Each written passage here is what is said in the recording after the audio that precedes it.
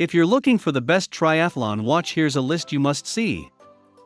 We made this list based on our personal preference and sorted it based on the features, prices, quality, durability, and reputation of the manufacturers and customer feedback. Also, we've included options for every type of customer.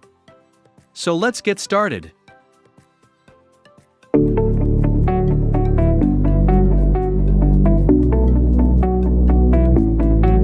At the first position of our list, we have Garmin Forerunner 945. The Garmin Forerunner 945 is the perfect compromise between features and price, whilst not being a compromise at all. Many people will say, but it looks the same as the Forerunner 935, and you know what? They are right. But whilst the Forerunner 945 has retained the look and feel of the Forerunner 935, in the inside, it has been completely revamped.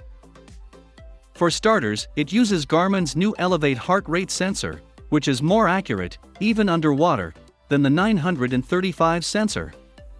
The Forerunner 945 also uses a new GPS chip that manages battery life better, and it is more accurate than its predecessor as well. The Forerunner 935 didn't have any onboard music storage and wasn't Garmin Pay ready, unlike the Forerunner 945, which is. You won't use any of these features on races, probably, but we can safely assume that you will wear the smartwatch on non-race days too, where they might come in handy. The Forerunner 945 also has many of Garmin's latest gen features, including pulse ox, live event sharing, accident detection and assistance, body battery energy monitor, training load focus, and many more. Not to mention the built-in maps feature, which you can use for navigation, as well as to discover local points of interest. Granted, the 1.2 screen is not as detailed as your smartphone, but if you want to break away from the phone screen for a bit and still want to be able to navigate in the same time, the Garmin Forerunner 945 has got your back. Moving on to the next at number 2 with Polar Vantage M2. The more we used the Polar Vantage M2, the more we liked it. This capable tri-watch strikes a good balance between style and substance. It has a range of sport and casual ones features, and it doesn't look too bad either. As well as having over 130 sport modes, one of them being triathlon, of course, the Polar Vantage M2 is also capable of automatically detecting your heart rate, swimming style, distance, pace, strokes and rest times while in the pool, and it can also track distance and strokes in open water. Is there a reason why you shouldn't get the Polar Vantage M2? Admittedly, if you need a hardcore tri-watch, you might be better off with a more feature-rich watch such as the Vantage V2. But if you can live without the extra tests the latter provides, and dislike touchscreen fitness watches, you are probably better off getting the Polar Vantage M2. The number 3 position is held by Garmin Fenix 6 Pro Titanium, 47mm case. The Garmin Fenix 6 Pro is a great smartwatch for anyone who loves the great outdoors, and since triathlon races tend to be held outdoors, it is also great for triathletes too. Garmin managed to improve on the formula that made the Fenix 5 Plus so great, further enhancing the battery life and also tweaking the user interface, which is now way easier to glance over, thanks to the widget view. If anything, the Fenix 6 Pro is more rugged than light, but it is far from being too heavy. The titanium version is also 11 grams lighter than the steel version, making it on par with other smartwatches on this list. It also has a multi-sport mode which makes switching between sport modes as easy as pressing a button. The Fenix 6 Pro also has all the functions we already mentioned above in the Forerunner 945 review, but in a more stylish package. Next at number 4 we have Garmin Forerunner 745. The Garmin Forerunner 745 is an amazing triathlon watch.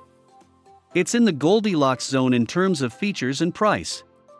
It is somewhat cheaper than the Forerunner 945 and trims some of its over-the-top features, archers, as well as offering more precision, faster and more reliable GPS connection than the cheaper Forerunner 245, especially if you are using your watch for triathlons.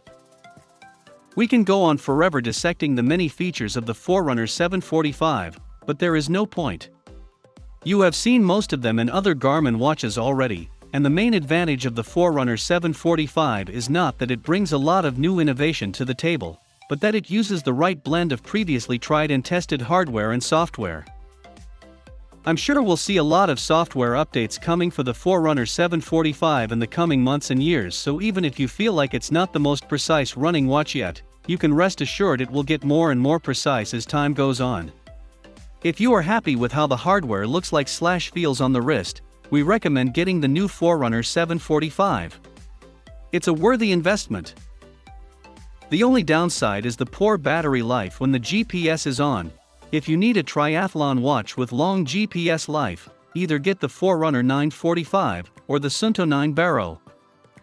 The number 5 position is held by Suunto 9 Barrow. The Suunto 9 Barrow wins on battery life, lasting up to 120 hours in ultra mode.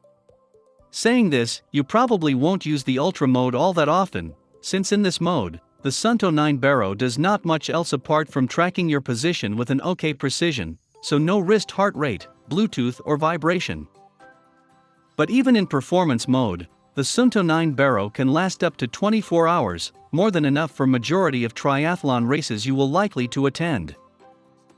As for build quality, the Suunto 9 Barrow feels closer to diving watch than a running watch, meaning it is more robust and heavier than the Garmin Forerunner 945, for example.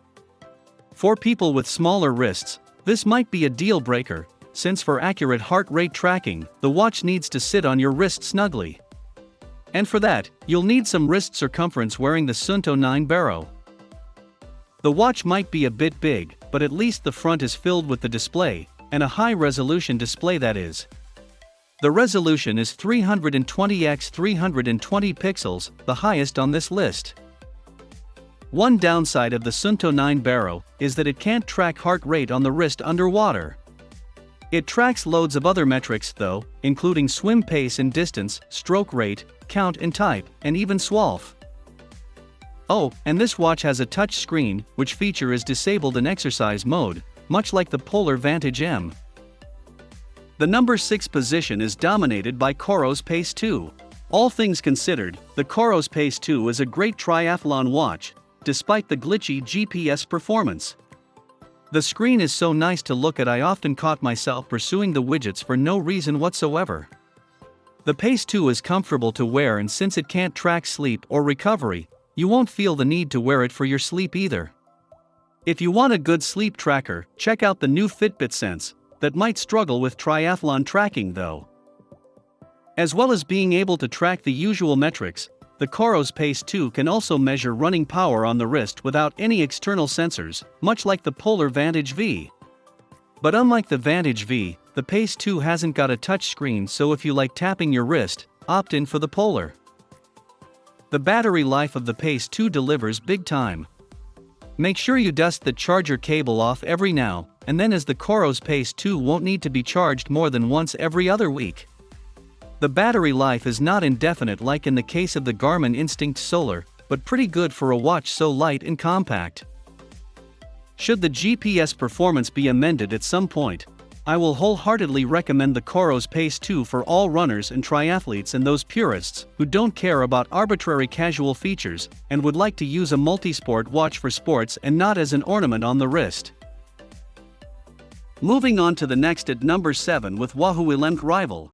Although not as rugged as Garmin's Fenix range or anything from the Suunto catalog for that matter, nor as good as a general fitness watch as, say, a Fitbit Versa 3, the Wahoo Element Rival majors on its swim/bike/run focus.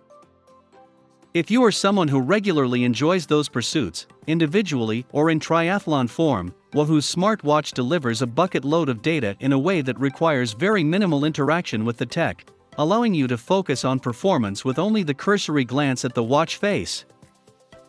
The touchless transition is an excellent innovation and works very well, while the fact data is seamlessly handed over to other Wahoo bike computers will please anyone who is already invested into the ecosystem.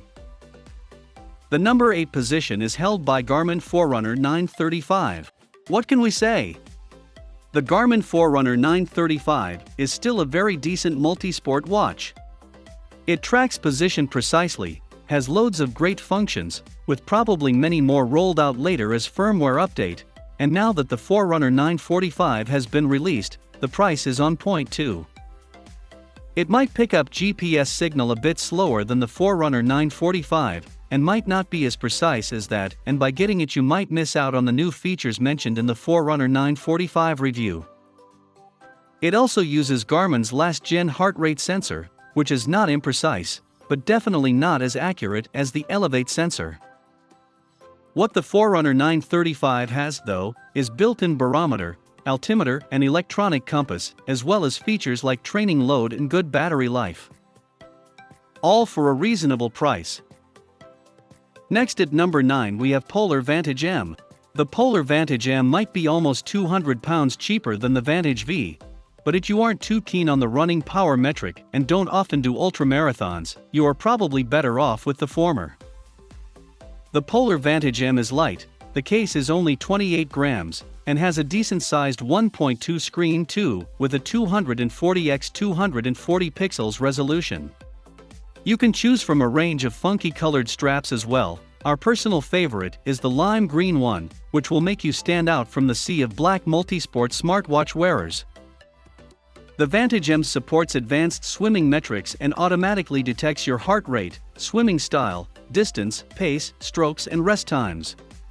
Distance and strokes get tracked also in open water swimming. One advantage of the Polar Vantage series is the Precision Prime sensor technology, which uses 9 sensors to measure your heart rate, plus has 4 additional skin contact sensors, so it knows when the watch is in the correct place for precise measurement. Among other features, the Polar Vantage M also has a multi-sport mode which makes switching between sports easy as pie. Finally, the number 10 position is dominated by Koros Apex, 46mm case. Koros might be a brand some old-school sports people are not overly familiar with, but you might want to get familiar with the name sooner rather than later. The Chinese company has exploded into the fitness smartwatch scene recently with their quality products, the Apex being the most sophisticated version of the lot. Naturally, they offer the same, and sometimes better, specs as models with a way heftier price tag on the market, but unlike many other Chinese manufacturers, Koros offers are actually high quality and definitely worth the money you invest in them. The Koros Apex stands out from the crowd with its seriously huge screen and extremely long battery life. The former is a whopping 1.8, 46mm, display hidden under a sapphire crystal lens with a resolution of 240x240. As for battery life, the Koros Apex can last up to 100 hours in Ultramax mode. In this mode, for every 120 seconds, the GPS is switched on for 30 seconds, then Koros' intelligent stride algorithm, along with motion sensors, will kick in for the remaining 90 seconds. The turn dial does take a minute or two to get used to, but once you have done so, it's intuitive enough to use, and makes switching between screens as easy as turning a dial. Like, literally. That's all for today. We upload tech product review videos every single day. So, don't forget to subscribe and hit the bell icon for the upcoming video notification.